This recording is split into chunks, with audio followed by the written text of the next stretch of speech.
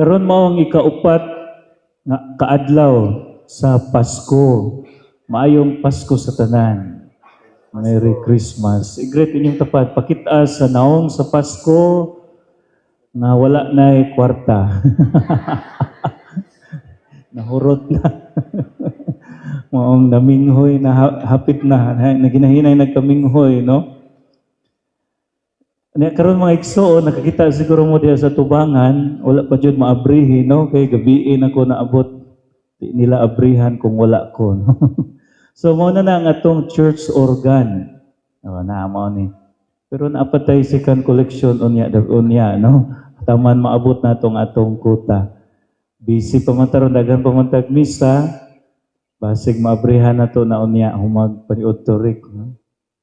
Mari ka dire, saksi ka sa pag-abri. Karon practice na dayon. Ito na dayon ng i-plaster. Ang pamilya, by the way, taas ko no kamot ning mga pamilya karon nga naa diri magtiayon or kuyog ang mga anak, taas kamot. Nang pamilya ba naa diri? Ang uban na ay bana, no? Then uban asawa kay sa ubang misa magpuli-puli. So congratulations sa inyong pamilya nga at least pa mo mabungkag hangtod karon.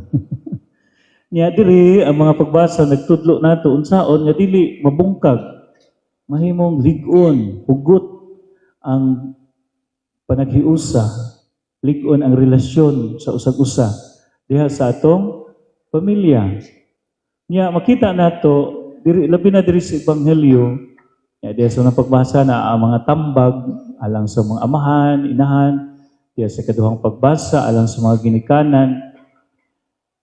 Ipakita din nga kung ato ang sabton ba is summarize nato, move on pagsabot, ang pamilya is a place where life is nurtured and nourished. So gibuhi, no, gialimahan, gipanalipdan, gipatubo ang kinabuhi.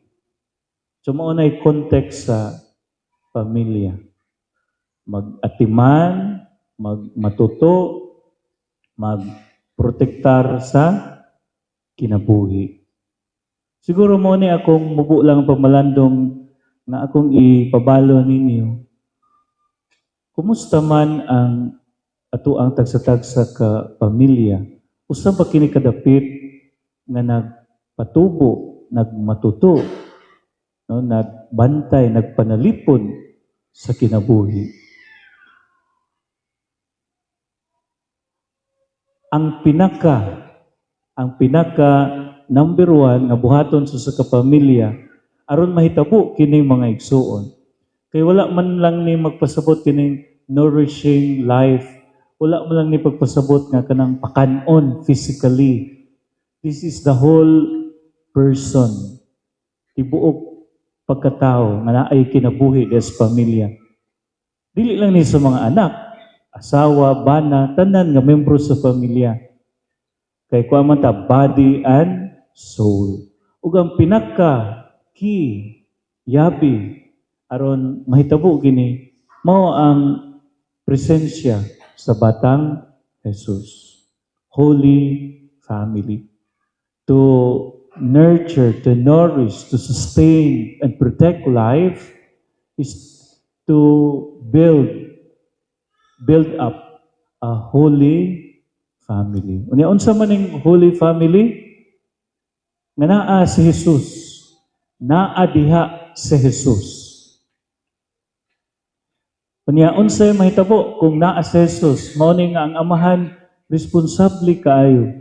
Bahalag nagsakripisyo siya, bahalag nagkalisod siya. Si Jose ba?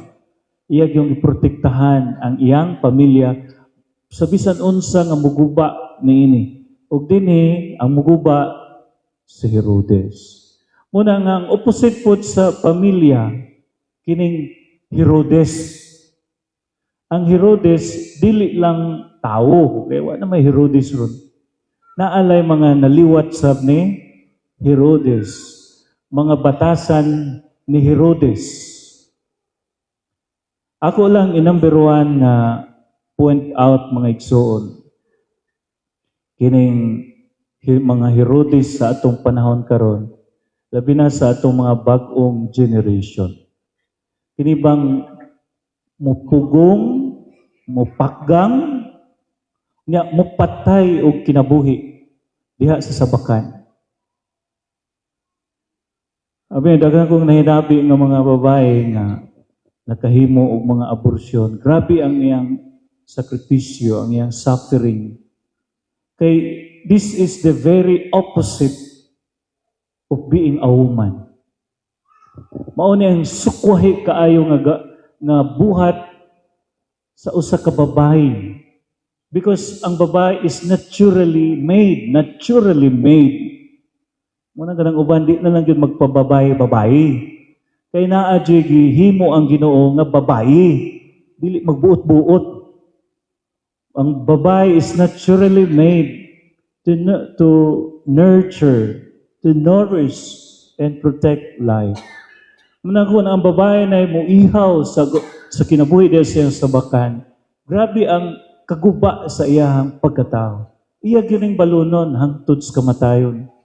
Sa kapila na mangumpisal, ana, magbalik-balik yun. Kay lagi, this is the most outrageous na mabuhat sa kababae. Muna nga, this is a reminder for all women na kamo, you have to protect, nourish, and nurture life. Sa mga bata-bata po, kung dili pa minyo, ay sa mo pag-una-una. Then mo gamit dayon mo mga pugong-pugong sa kinabuhi. Napoy ubang mga Herodes, kay nganong ipa-abort man, nganong maggamit mag-contraception, ang mga babae, mga inahan, kung magamit man mo, isn't it to protect yourself?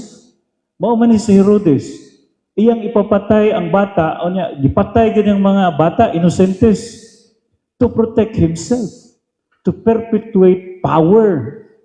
Willing siya mo guba o kinabuhi para ma-preserve ang iyang gahom.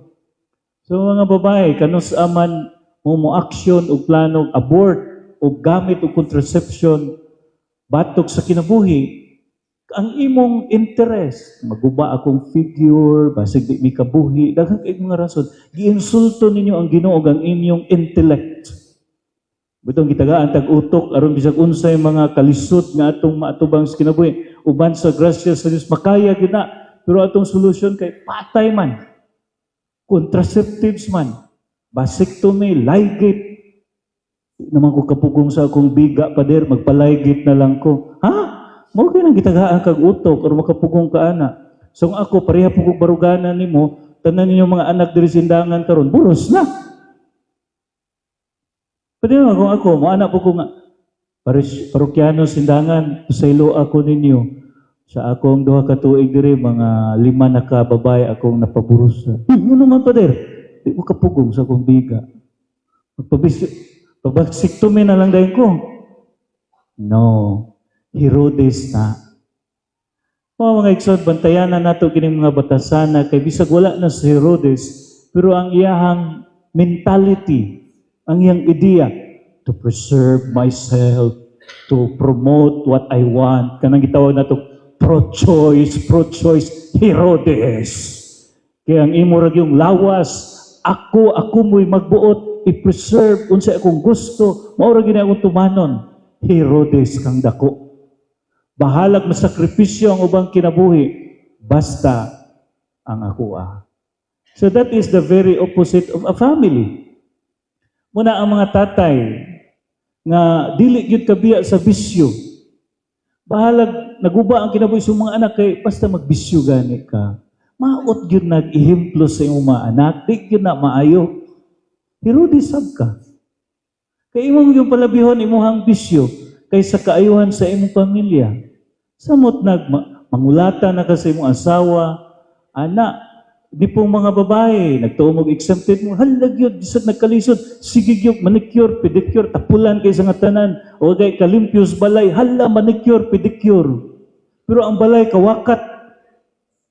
Sige, kuang-kuan na inyo ang mga kilay-kilay, Pero ang inyong mga anak, wa gani matudluin yung panguros, pagpangadsi. Pero dugay kaya sa amin, matag ako'y, mayroon yung kumaminyo, ako'y banay, yung anak, labi nag, kuang kayong inahan, o ay, bangkaagan ba di, maot pa muluto, wala pa, tapulan kaya niya, sikilay-kilay, maplak ay mang yun, mabawsig yun ko. Bayulitin kayo. Pero yung anak ba, ang pagka-Herodes na to mga igsoon, makaguba sa nindot punta kaayong pag-arrange sa Ginoo para sa atong kinabuhi diha sa pamilya. Mga karon reminder na itong tanan. Nagminyo-minyo ka man, kanaan ang imo responsibilidad. Katong dili kayo mo ani, ay na mo pagminyo. Pagdoy-bagdoy na lang na, paggukod na lang mo na babae, magsuri-suri sa plaza. Ay pagminyo. Kaya ang pagminyo, doon na kay misyon, usa na kabukasyon, magsakripisyo ka. Mura po kag pari, labaw po kag pari. At least kami pari, kung maglagot mi sa parokyano, di man ta magdulog. Kining pamilya, bisag maglagot ka si mo asawa, magdulog man mo. Ug mo ingon ko sa ba nag-asawa, bisag mag-away mo, pagdulog yun mo. Nagakos gihapon sa gaway. Panuway ni lamia, luo ko ng asawa. Pero gakos yung gihapon. Imo man ang gituyuan, magsikag reklamo. Ako balay nagbuot na magminyo ka. Imuha man na. Imo gay nang bisag ang luok-luok. Imo gay nang kuot-kuoton dito bisag ang papa istrikto kayo. Halag yung kuangyo ka. O karon usapan na. Pero gipaagi na ko gimedya mga igsoon kay we have a very serious problem with our families. Labi na yung mga bagong tubo, bagong minyo. Wrong priorities. Mananglitan, magkasal. Bisag maumao na, halag yun, mag-awat-awat ba ng TV, maoy atong gipromote, awat-awat yun, okay naman lang magmarcha-marcha, pero ano po, dikurit-dikurit, mag-video-video po, nadako kay gasto, ang uban, magdagandagan, magdaob og bunot diha, magdagandagan, daghan kay gasto nga way pulos. Pagkahuman sa kasal, way palit gatas. Muna ako, di ko muhatag anang kasal, na ang mga kuan din, mga kuan ba, nga tabangonon. Di ko muhatag kasal, kayo mag-usik-usik kong kwarta, ako rin naghihaguan. Kundi na ko, inikuan, sa napa mo panggatas diha. Wala na pader. Unsa may brand sa inyong gatas? Ako'y mapalit kay, ako ihatag pa sige ipalit og lain. Among pragos di pulo, gatas, lampin, ana. Maalaan lagi ko, si Father pa na, namong gatas bata. Okay ra. Pero akong buot masabot mo igsoon, life is nurtured, nourished, protected in the family. Dili na gani mo himo ana ang membros pamilya nahimo na kang Herodes. In this Holy Mass, mag-ampo ta nga daghang higayon, apil ko na nangahimo tang Herodes, mahimo ta kitang sama ni Jose ug ni Maria nga naa si Jesus ug kita mahimong magbalantay, magpanalipod, magmatuto sa kinabuhi diha sa atong tagsa-tagsa kapamilya. Amen.